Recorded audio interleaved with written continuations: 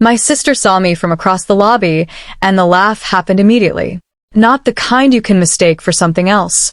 The specific laugh of someone who has spotted exactly what they were hoping to find. Confirmation. Her face arranged itself into the particular expression of delight that I had watched her develop and refine across 34 years of being the favored daughter in a family where being the favored daughter was the central organizing fact of everyone's existence. A look that said, "Everything is exactly as I expected it to be, and what I expected was that you would be wrong." "Oh my God," Vivian said, loud enough that the two women beside her, whose names I did not know but whose expressions told me they had been briefed on what to expect from this evening, could hear her clearly. "You actually came." "I was invited," I said.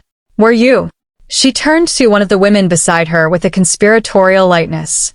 "She thinks she was invited." Then, back to me, the smile still in place. "Daddy's assistant sent the invitations. She sends them to everyone on the distribution list.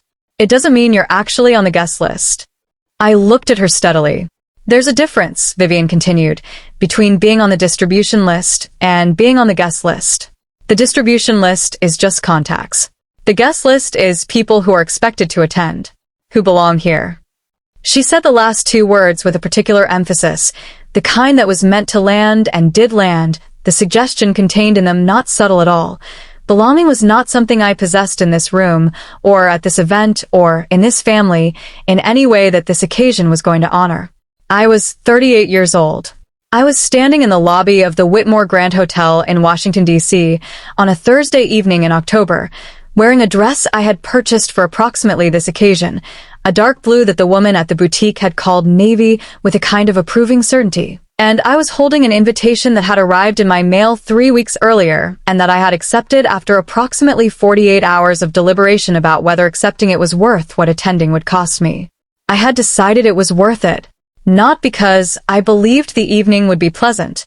I had attended enough Hargrove family events over the years to understand that pleasant was rarely on the menu when Vivian was present and in her element, and the annual Hargrove Foundation Gala was perhaps the most fully in her element she ever was. An occasion where her particular combination of wealth and social fluency and the specific confidence of someone whose position in the family hierarchy had never been seriously challenged placed her at the center of everything and allowed her to manage everyone else's place relative to that center with what she would have described as grace, and what I would have described as something considerably more calculated.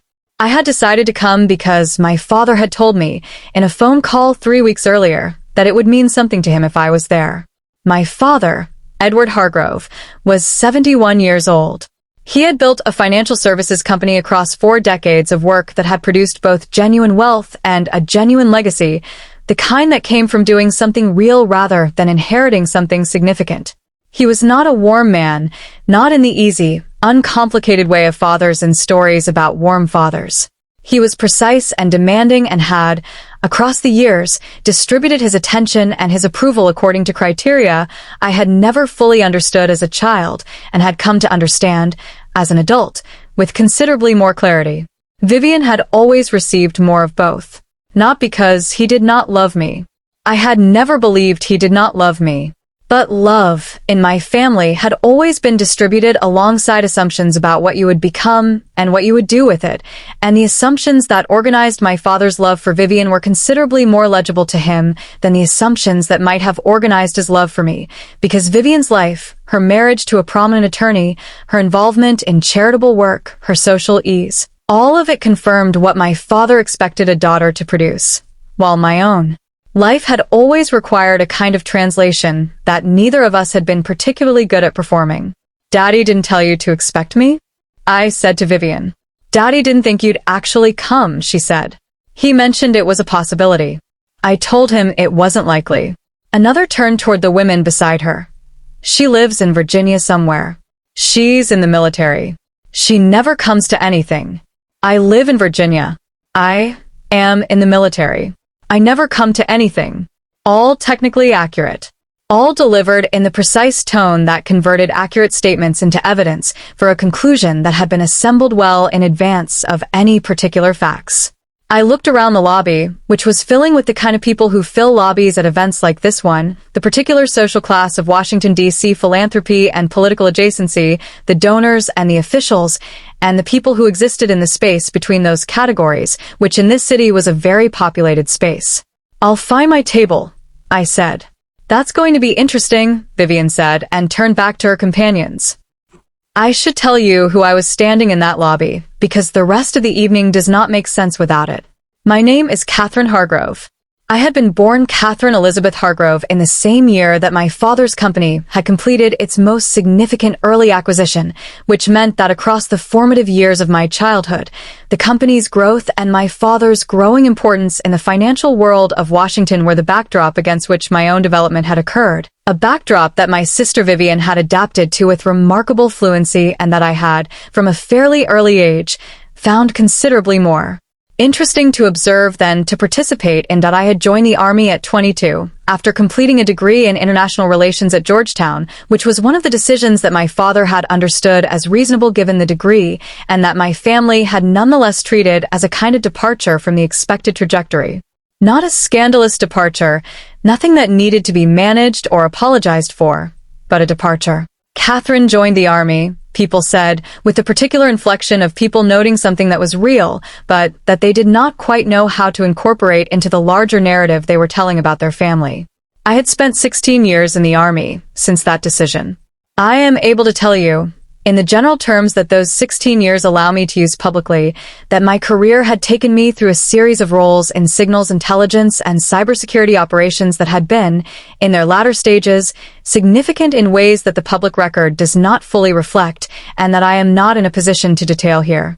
I had reached the rank of lieutenant colonel 18 months before the evening of the gala, and my current posting placed me in a role that I can describe as involving coordination between military cybersecurity operations and senior policy officials in ways that made my work relevant to decisions being made at levels considerably above my rank. I had not told Vivian any of this, not because I had deliberately withheld it, but because Vivian had never, across 16 years, asked. My career was something that existed in the family narrative as a category. Catherine is in the Army, the same way that certain pieces of furniture exist in a house, present, acknowledged, not examined. My father had asked better questions, across the years, than Vivian had. Not the right questions, not always, not questions that revealed full understanding of what I was actually doing, but questions that suggested genuine curiosity, a real desire to understand something he lacked the framework to fully comprehend. It was those questions and the genuine feeling behind them that had produced, ultimately, my decision to attend the gala. I wanted to be at something he cared about, even if being there was going to be exactly as difficult as the lobby had already suggested. I found my table, which was table 27, which was in the back third of the ballroom, in the vicinity of the tables that were assigned to people who had been included in the gala primarily because their absence would have been noticed and explained rather than because their presence was being genuinely sought. This did not surprise me. The table assignments at Hargrove Foundation events were, I had learned over years of attending them, a precise reflection of the family's social priorities, and my position in the family's social priorities was a matter of long standing. I sat down. The other people at table 27 were pleasant. A young couple who worked for a nonprofit affiliated with one of the foundation's programs. A retired professor whose connection to the event I did not fully establish. A woman named Sandra who had worked, it emerged across the first 20 minutes of conversation, with my father's company in an administrative capacity for 11 years before retirement. Sandra was perhaps 65, warm in the genuine way that some people are warm, the kind that comes from having decided, somewhere in the accumulation of years, that warmth was worth the effort it required. She had known my father for over a decade and spoke about him with the particular fond regard of someone who had watched a person across years of proximity and had found, in what they observed, more reasons to respect than to dismiss. He talks about you, you know, Sandra said, perhaps 30 minutes into the dinner. He doesn't talk about his daughters often at the office. But when he does mention you, there's something in his voice that's different from how he talks about other things. I looked at her. Different how? Like something he doesn't quite know how to hold, she said. Like something he values that he doesn't have the vocabulary for. I sat with this. He values Vivian too, I said. Of course, Sandra said. But Vivian is easy for him. She makes sense to him. She paused, considering her words. I think you've always made him feel like he was supposed to understand something that he couldn't quite grasp. And that made him more careful around you. Maybe than he should have been. More careful in ways that might have looked like distance. I had thought about this dynamic for 16 years. The specific distance between my father and me that had never been resolved into either closeness or comfortable separation but had remained, persistently, in the uncomfortable middle space of people who loved each other and could not quite find the language to show it properly. He asked me to come tonight, I said. I know, Sandra said. He mentioned it. He wanted you here. She looked around the ballroom with the practiced eye of someone who had attended many such events. He didn't say so, but I think he wanted you here because something is happening tonight that he thought you should be present for. What's happening tonight? I said. Sandra shook her head slightly. I don't know the specifics.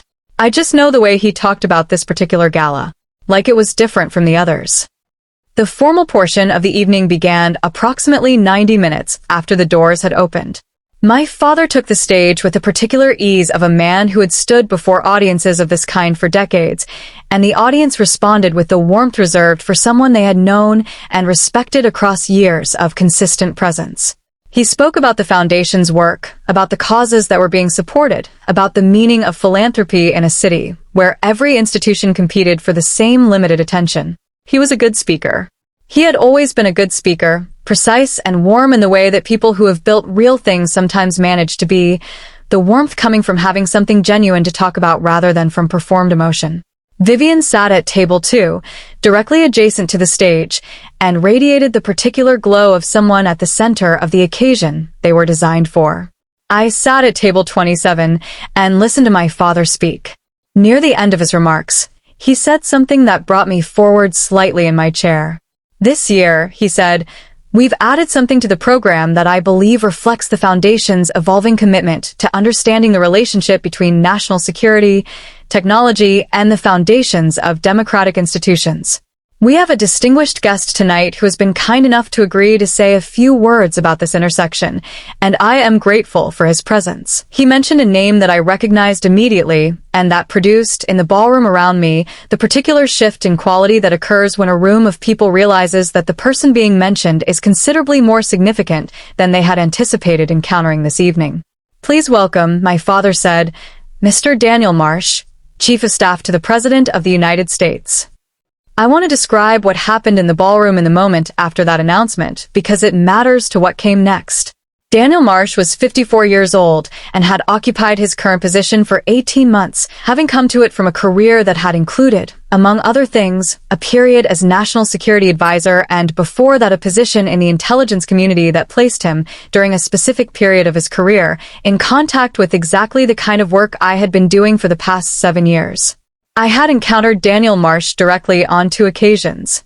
Both were professional encounters, both in settings whose specific details I am not going to describe here, and both had involved the kind of contact where 2 people who are operating at different levels of the same general enterprise develop enough understanding of each other's roles to recognize, when they encounter each other again, the specific gravity of the previous encounter. He had not been announced on the program I had received 3 weeks earlier.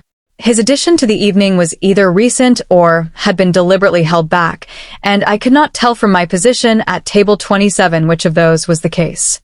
He spoke for perhaps 12 minutes, with the particular fluency of someone who had spent decades explaining complex things to general audiences and had learned, across those decades, how to calibrate the explanation to the room without either condescending to the audience or losing the substance of what needed to be said. The remarks were good, thoughtful. He spoke about the evolution of national security challenges, about the relationship between civilian institutions and the military in confronting those challenges, about the particular importance of the work happening at the intersection of technology and security in ways that the general public was only beginning to understand.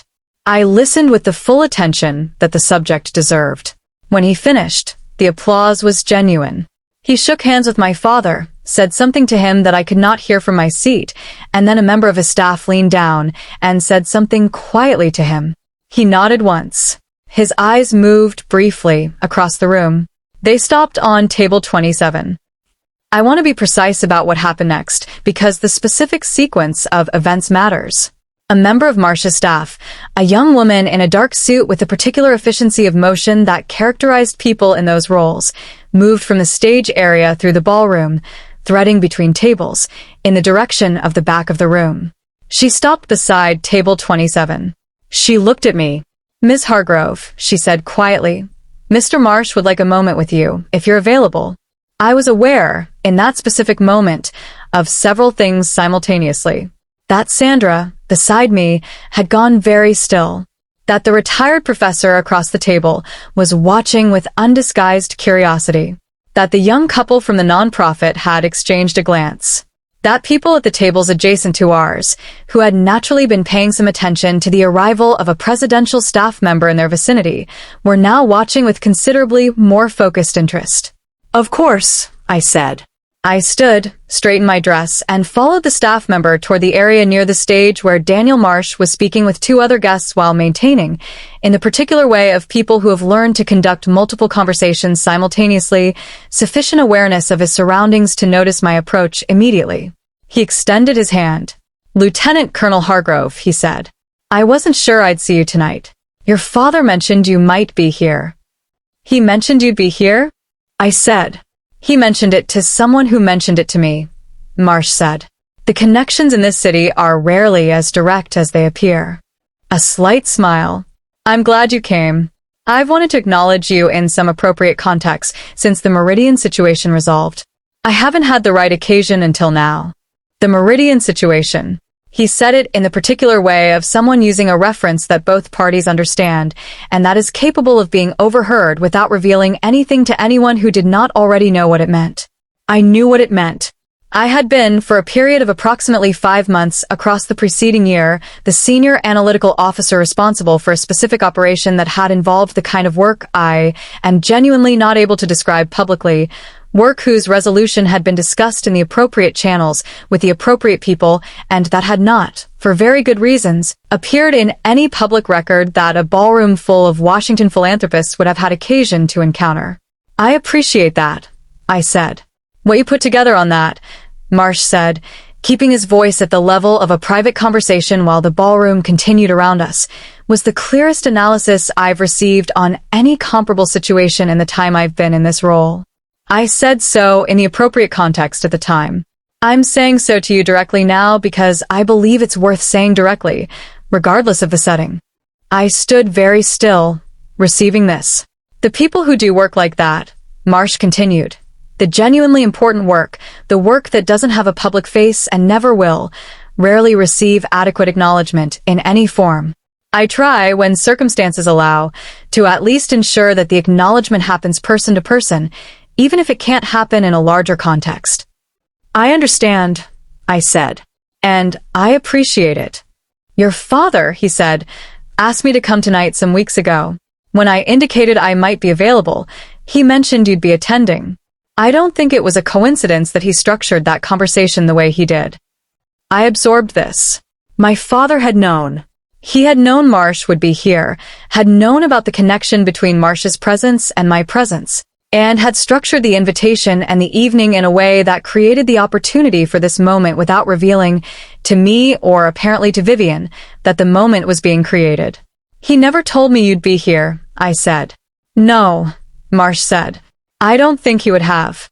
That's not how your father operates. He creates the conditions and then lets things develop as they develop." He said it with a kind of fond recognition, as though he had observed this quality in my father before and had found it, if not entirely transparent, at least consistently effective. "Would you like to come meet a few people?" he said. "I think there are several individuals here tonight who would benefit from knowing who you are." What followed for the next 40 minutes was unlike any experience I had had at a Hargrove Foundation gala in 16 years of occasionally attending them.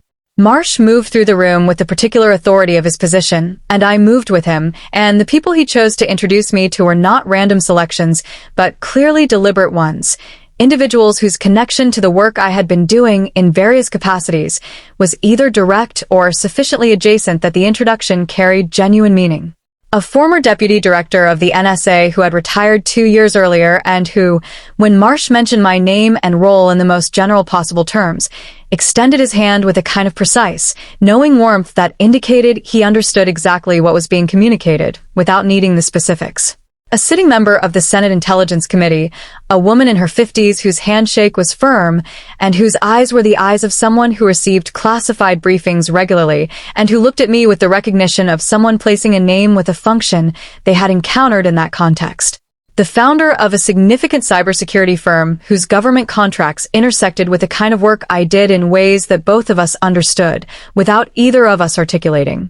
And, perhaps most significantly, a retired general who had been involved in a capacity I am not going to specify in the oversight of the operation Marsh had referenced, and who took both my hands when we were introduced and said something very quietly that I am also not going to repeat here, but that constituted the most direct and specific acknowledgement I had received from any senior figure outside my immediate chain of command. I moved through these introductions with the composed professionalism of someone who had been operating in serious rooms for 16 years. I said what was appropriate. I did not say what was not appropriate. I received the acknowledgement with the combination of genuine gratitude and practiced modesty that the situation called for. And throughout all of it, I was aware, in my peripheral vision, of Vivian. She had noticed what was happening approximately 10 minutes in. I had seen the moment of noticing, the precise instant when the social fluency she had developed across decades registered that something was occurring in this room that was outside the script she had written for the evening, that the sister she had laughed at in the lobby was now moving through the ballroom in the company of the president's chief of staff, being introduced to people whose names appeared in news coverage Vivian consumed regularly, being treated with a quality of attention and respect that was categorically different from anything the distribution list versus guest list conversation had anticipated. She did not approach while I was with Marsh. She did not approach for approximately 30 minutes after Marsh and his staff had moved toward the exit, having stayed considerably longer than the program had indicated. When she did approach, she came alone, without the two women who had been beside her in the lobby, which told me she understood that whatever was going to happen between us was not a performance she wanted witnesses for. "Catherine," she said. "Vivian," I said. She looked at me for a moment with an expression I had genuinely never seen from her before, not in 34 years of being her sister, not in any of the family occasions across which she had practiced and refined her particular art of knowing exactly where everyone stood relative to her. The expression was uncertainty. "Who was that?" she said. "The man you were with, Daniel Marsh." "The president's chief of staff," I said. As Dad announced. "I know who he is," she said, with a flash of the old precision. "I mean, how do you know him? How does he know you?" "Through work," I said. "What kind of work?" I looked at her steadily. "The kind I can't discuss in detail at your father's charity gala." She stared at me, and in the staring I watched something shift, the particular recalibration of someone whose entire understanding of a person is being revised in real time by evidence that does not fit the understanding they have spent years constructing. "I didn't know," she said finally. "I know you didn't," I said. "You never asked." The three words hung between us, not cruel in their delivery, simply accurate, and accuracy in that moment was its own form of weight. Vivian looked away, briefly, at the room around us, at the other guests, at the table where my father was now seated with several Foundation board members. Then she looked back at me. "He planned this," she said. "Dad. He invited Marsh knowing you'd be here." "It seems that way," I said. "Why didn't you tell me?" I thought about this for a moment. "I think," I said, "because he knew you'd have done something to manage it. And he didn't want it managed." She absorbed this. I could see it landing, the recognition that her father, whom she had always believed she understood completely, had operated around her in a way she had not anticipated. "He should have told me who you are," she said.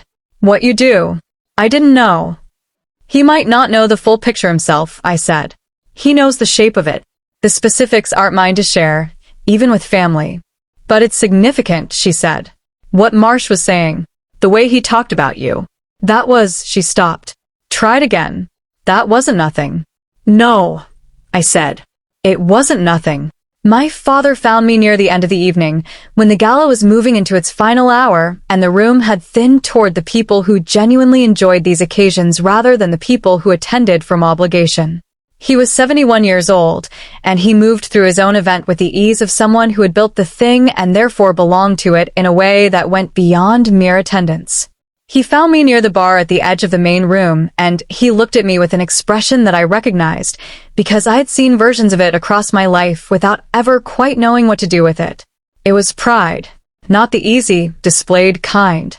The kind that has been sitting with something for a long time and has finally, in the right circumstances, been given adequate occasion to show itself. He came, my father said. He did. I said.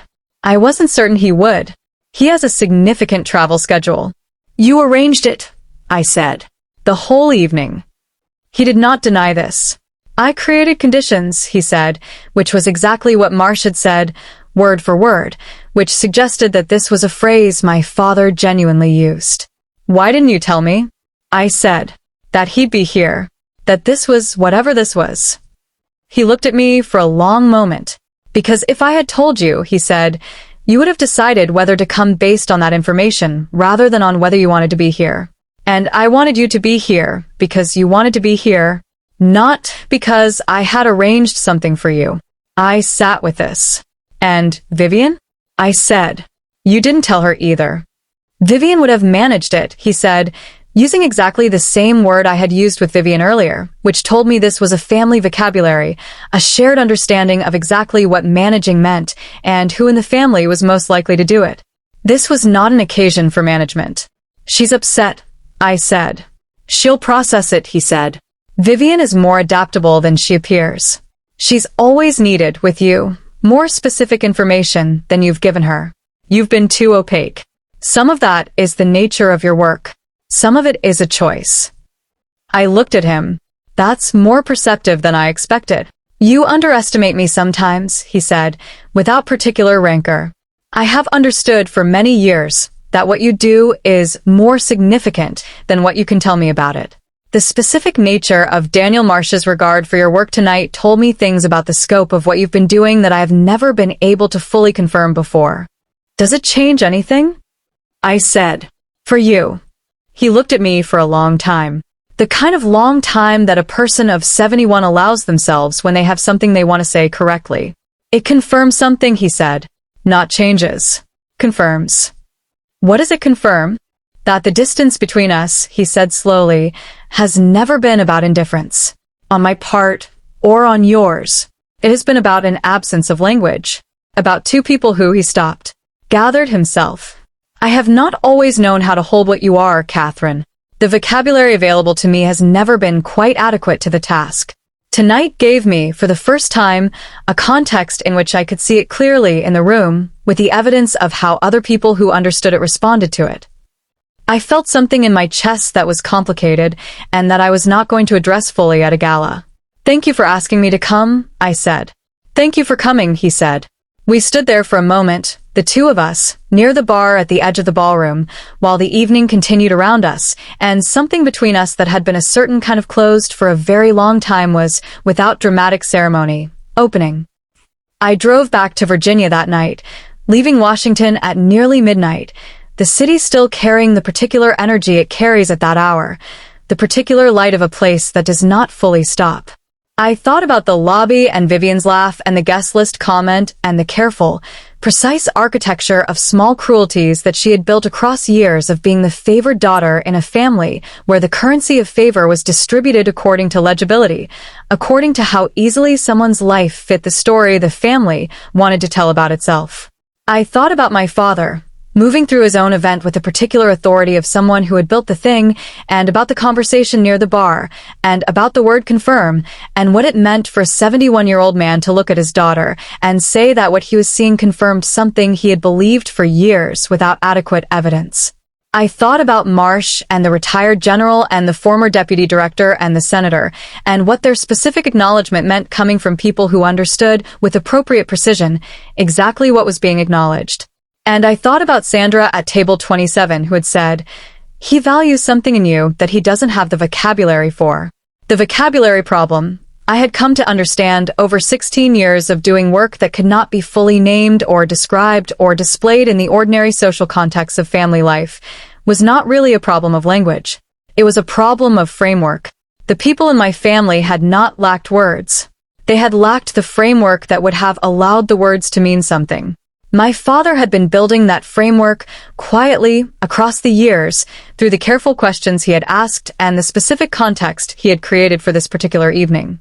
He had not told me about Marsh because he had understood that telling me would have allowed me to manage my own presentation in a way that would have, ultimately, denied him the thing he was actually trying to see.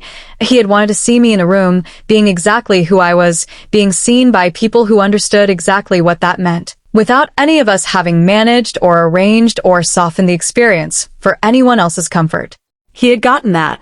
And in getting it, he had given me something I had not known I needed, not the public acknowledgement, though that had mattered, but the knowledge that the man who had created the conditions for that acknowledgement was my father, who had been building toward this moment quietly, in his own careful way, for longer than I had understood. Vivian called me 4 days later. I answered, which was not, I want to be honest, entirely automatic. It required a deliberate decision, the recognition that whatever was on the other end of the call was worth receiving even if it was going to be difficult. I did some research, she said, after a brief opening that skipped most of the social preamble she usually deployed. On what? I said. On the kind of work you do. The general category. Not the specifics. I understand there aren't specifics available. But the general category. What it takes to get there. What it means to have the kind of career you've apparently built within it. I waited. I didn't understand, she said. That's not an excuse. I had access to the same information you've had access to for 16 years, which is that you were in the army and doing something significant, and I chose to process that information as background noise rather than as something worth understanding.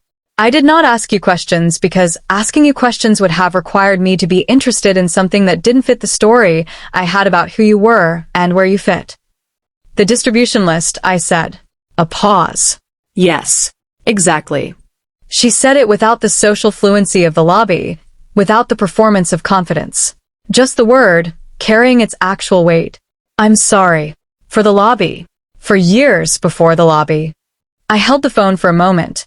I accept that, I said. I want to say something, too. I have not made it easy for you to ask questions. I have been opaque, partly because the work required it, and partly because being opaque was easier than managing whatever conversation would have followed if I had tried to explain. You should have asked better questions, and I should have made better space for them. Vivian was quiet. That's generous, she said finally. It's accurate, I said. There's a difference. Another pause. Then, Dad told me after the gala that he'd been building toward that evening for some time. That he'd wanted an occasion where he could show me, not just tell me, who you actually were. Because he knew I wouldn't hear it from him directly. He said he knew I'd have managed it. He was right, I said. I know he was right, she said. That's the part I'm still sitting with. That he had to engineer an evening like that to get around my capacity to manage things. I said nothing, allowing her to sit with it a little longer. Can we, she said, start somewhere different? From this point, I'm not saying I understand everything now.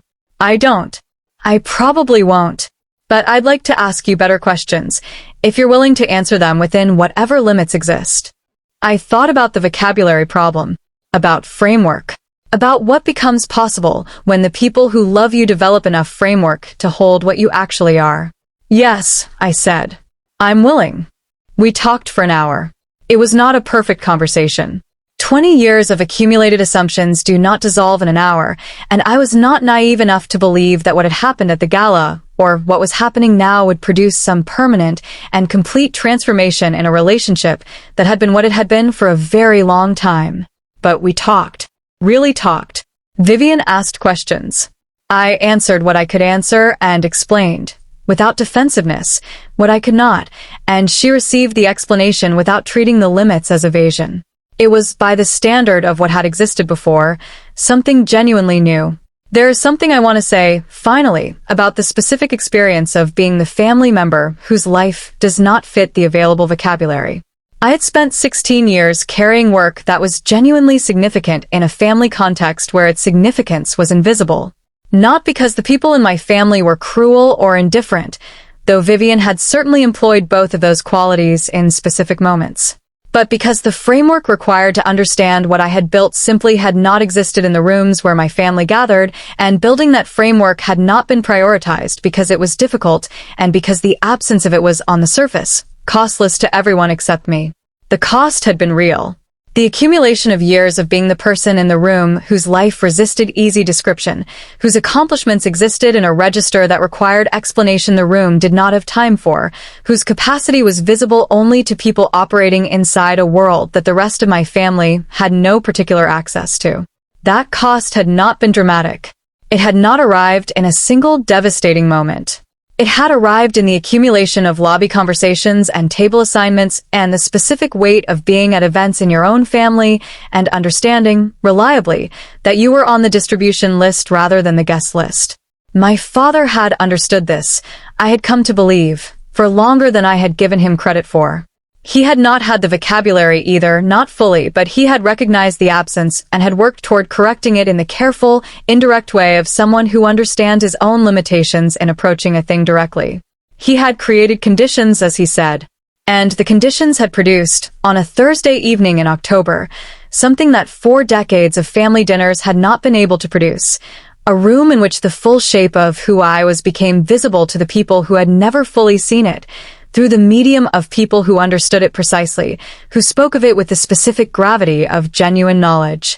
I think about that gala sometimes, the lobby and Vivian's laugh and the walk to table 27 and then the long, strange, unexpected middle of the evening, marsh and the acknowledgments and the introductions, and my father near the bar at the end of the night.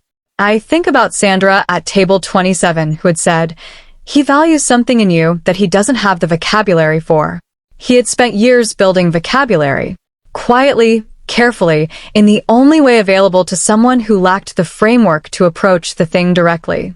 He had gotten there, finally, by creating the right room, and in that room, on a Thursday evening in October, the thing he had been trying to value properly for 16 years had finally been visible in a way that required no translation. If you are someone whose life has required translation in the rooms where you most needed to be understood, I hope you hear this. The translation is not yours to perform alone. The people who love you can learn the language if they are willing and if the conditions are right, and if someone who cares enough creates them. It is late. It is often later than it should be, but it arrives. Thank you for spending this evening with me. If this story found something in you that needed finding, I would love to hear where you are watching from. Stay with us. There are more stories to tell. I want to go back and tell you about my father in more detail because the evening at the gala was the product of something he had been building for years, and understanding that building requires understanding who he was, not the public version, the 71-year-old founder of a foundation that bore his name and drew 400 guests to a Washington hotel ballroom, but the specific private version that I had been trying to understand for most of my adult life. Edward Hargrove had been born into modest circumstances in a small city in Pennsylvania that no one outside the region had particular reason to know about. His father had been a machinist. His mother had worked in the local school system. He had won a scholarship to a good university through the combination of genuine intelligence and the specific determination that sometimes develops in people who understand, from an early age, that the life they want is not going to arrive without being actively constructed. He had built his career across 4 decades of work that was unglamorous in its early stages and that had required, across those stages, a discipline and a patience that I recognized, in the years after I joined the Army, as closely related to the discipline I was learning to bring to my own work. He had started as an analyst, then a manager, then a director. Then, across the middle years of his career, the particular trajectory of someone who builds something genuinely substantial rather than simply advancing within a structure that others have built. He had been, by the time I was born, already the person he would largely remain, precise and demanding and somewhat reserved in the specific way of people who have built themselves out of relatively little and who carry, somewhere underneath their accomplished surface, the particular wariness of someone who has learned that things can be taken away as readily as they can be accumulated. He had loved both his daughters genuinely. I had always believed this, and I believed it still. But love for my father had always been distributed alongside assessment, and the assessment was organized around his own framework for understanding what constituted a life worth living, a framework built from his own experience of what hard work had produced and what it required. Vivian fit that framework naturally. Her life, her choices, her social ease, all of it mapped onto the understanding of success that his own experience had produced. She was legible to him. Her accomplishments could be explained at the kind of dinner tables where his accomplishments were also explained. I had never been legible in that way. From the moment I joined the army, which he had understood intellectually as a reasonable choice and had struggled to fully integrate into his emotional understanding of what his daughter should be becoming, I had occupied a space in his framework that did not have a ready category. He had handled this, across the years, by asking questions. Not always the right questions. Not questions that produced complete understanding, but genuine questions, the specific kind that comes from someone who is genuinely trying to understand something that resists their existing framework, rather than questions designed to confirm what they already believe. I had answered those questions as honestly as I could within the limits of what I was permitted to share, and the answers I gave had produced, gradually, the particular picture my father had assembled of my career, incomplete in its specifics but sufficient in its general shape to communicate that what I was doing was real and was significant in ways he could not fully comprehend. And he had, somewhere across those years, decided to do something with that understanding. He had maintained, through channels I did not fully understand until after the gala, a connection to Daniel Marsh that dated from a period when Marsh had occupied a position adjacent to the financial policy world my father had inhabited professionally for decades. The connection was not close, not the kind that produces regular contact, but the kind that exists between two people who have enough respect for each other that the occasional reaching out is received as something more than obligation.